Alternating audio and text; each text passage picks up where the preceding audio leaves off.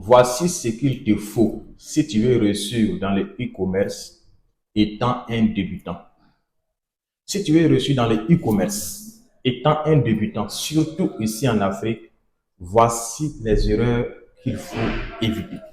Si tu veux réussir dans le e-commerce étant qu'un débutant, la première des choses qu'il faut faire avant d'entamer la commande de tes produits, c'est de faire ce qu'on appelle l'étude du marché. C'est pas parce que tu as pris une formation de e-commerce et que tu as fini de te former qu'il faut passer directement à l'action sans faire ce qu'on appelle l'étude du marché.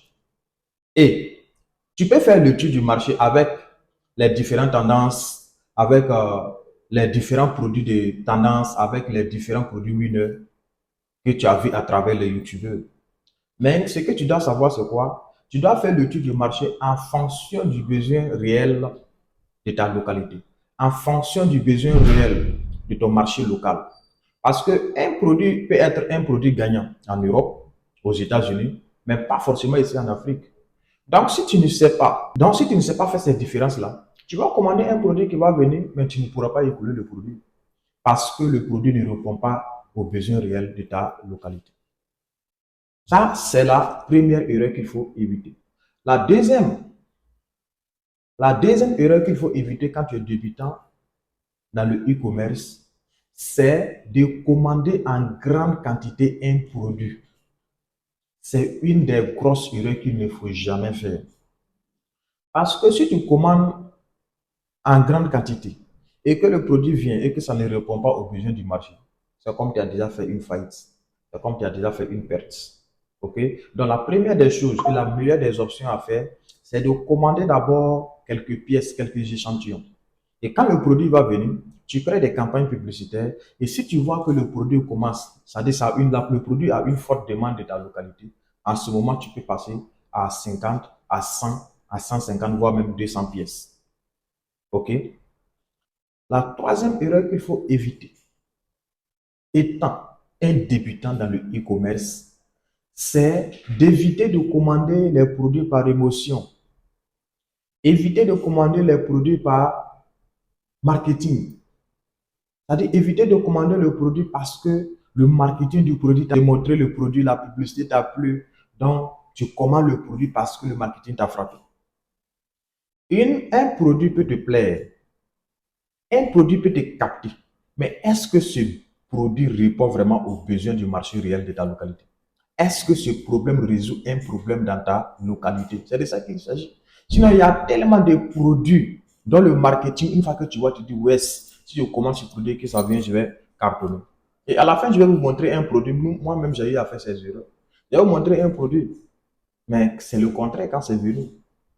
Donc, il ne faut jamais commander un produit parce que le marketing t'a plu, l'image du produit t'a plu. Il ne faut jamais commander un produit par émotion. Il faut commander un produit avec un objectif précis. Un produit que tu sais que ce produit-là, ça va résoudre un problème dans la localité dans laquelle je suis. Donc, voici comment il faut le faire. Quatrième erreur à éviter quand on est débutant, c'est de savoir choisir le moyen de transport pour son e-commerce. Le moyen de livraison pour son e-commerce quand on est débutant. Pourquoi choisir le moyen de livraison adaptable? Parce que quand tu es débutant, je suppose que tu n'as pas un gros budget pour certaines compagnies de livraison. On suppose que tu es débutant et toutes tes commandes viennent par avion. Sachant que le coût de transport par avion est très cher. Est-ce que tu es sûr que le produit que tu commandes, quand tu vas payer le produit, ils vont expédier par avion. Quand tu vas venir, tu vas encore mettre la publicité sur le produit pour vendre. Tu vas payer les livreurs. Est-ce que tu es sûr que le produit va te donner un bénéfice? Est-ce que tu es sûr que tu feras faire un profit avec ces bénéfices et avec ce produit en question? Donc, avant tout, il faudrait que tu fasses ce qu'on appelle le planning. Il faut que tu planifies. Tu comprends? Il faut que tu fais tout. C'est-à-dire que tu fais toutes tes analyses avant de commander un produit. Et quelle compagnie de livraison il faut choisir. Mais quand on est débutant, souvent, on est pressé, on est dans la précipitation. Ton coach peut te dire, je préfère que tu laisses venir par la voie maritime. Donc, comme toi, tu es pressé, tu ne veux pas attendre. Tu dis non, non, non, faisons venir par avion. Et quand ça vient par avion, on te taxe le transport. Le transport a pris tout ton budget où tu auras l'argent maintenant pour payer les campagnes publicitaires. Sachant que ce qu'il te faut maintenant, quand le produit vient, c'est de maximiser son budget publicitaire en fait. Donc, voici l'erreur qu'il faut éviter. Étant débutant, tu peux choisir des produits pour tester quelques échantillons. Là, ça peut venir par avion, le coût ne sera pas trop élevé. Mais si tu veux envoyer une grande quantité par avion, tu vas t'épuiser financièrement. Le produit va arriver ici, mais tu n'auras pas les moyens maintenant pour payer les campagnes publicitaires. La cinquième erreur qu'il faut éviter, la cinquième erreur à ne pas faire, c'est d'ignorer la publicité quand ton produit vient. Parce que si tu ignores la publicité, le marketing, le visuel, tu auras des difficultés pour vendre le produit. Et le problème, la majorité des problèmes que tous les e-commerçants, les débutants rencontrent, ce n'est pas au niveau de la commande. Tout le monde sait commander aujourd'hui avec son téléphone. Maintenant, le véritable problème maintenant, c'est quand ça vient maintenant sur le marché, comment faire écouler maintenant le produit. C'est là le problème. Imagine, toi, tu commandes un produit, ça vient. Toi, tu prends seulement, ça va être ton WhatsApp business que tu fais le marketing, que tu fais tes promotions. Tu vois que ça sera très difficile. Je vous dis la vérité, il y a des produits qui vont venir, mais si tu veux, tu vas tourner tout, voilà. Mais tu ne pourras même pas vendre un. Si tu n'as pas un bon marketing, une bonne stratégie de publicité, même un produit, tu ne pourras pas vendre. Donc, la plupart, quand on est débutant, les gens ignorent. Ils vont de pas en pas de groupe en groupe, ils font des copies-coller des images, ils viennent et puis ils font la promotion. Ce n'est pas comme ça que ça marche. Il faut miser sur le visuel, il faut miser sur la publicité des courtes vidéos réelles, professionnelles. C'est ça l'algorithme. C'est ça qui va faire que l'algorithme de Facebook va mettre tes vidéos en tendance. Parce que les réseaux sociaux n'aiment pas les choses médiocres en fait. Voilà, ils n'aiment pas les choses médiocres, ils aiment des choses de qualité. Et quand tu copies une vidéo ou bien tu fais enregistrement d'écran d'une vidéo d'une autre page, ils détectent automatiquement quand la vidéo ne vient pas de toi. Donc, ils bloquent tout.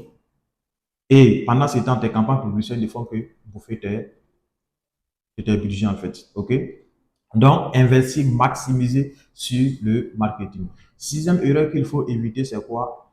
C'est de ne pas travailler avec les gens de confiance. Si tu ne travailles pas avec des gens de confiance quand les produits viennent, tu n'as pas des livrets professionnels. Tu n'as pas des livrets professionnels qui répondent instantanément à tes clients. Tu vas chercher tous tes clients. Tu vas chercher tous tes clients. Donc, il faut bien planifier. Il faut avoir une bonne stratégie quand tes produits viennent. Il faut répondre instantanément à ses clients. Il faut faire, c'est-à-dire, il faut faire le paiement à la livraison pour la confiance de tes clients. Voilà. Vu que ici en Afrique, il y a tellement de cybercriminalité, il y a tellement des arnaqueurs dont les gens ont peur de faire des paiements actuellement en ligne. Donc, pour la confiance, il faut faire le paiement à la livraison pour garder la confiance de tes clients. Septième erreur à ne pas faire. Septième erreur à ne pas faire quand on est débutant, c'est vouloir se disperser. Tu es nouveau, tu viens d'arriver, mais surtout tu veux commander tous les produits que tu tombes sur Alibaba. Tu veux commander tous les produits que tu vois passer. Ce n'est pas comme ça que ça marche dans le e-commerce. Quand on est débutant dans le e-commerce, il faut être spécifique. Il faut être focus. Il faut te focaliser sur un produit, sur deux produits, maxi trois produits.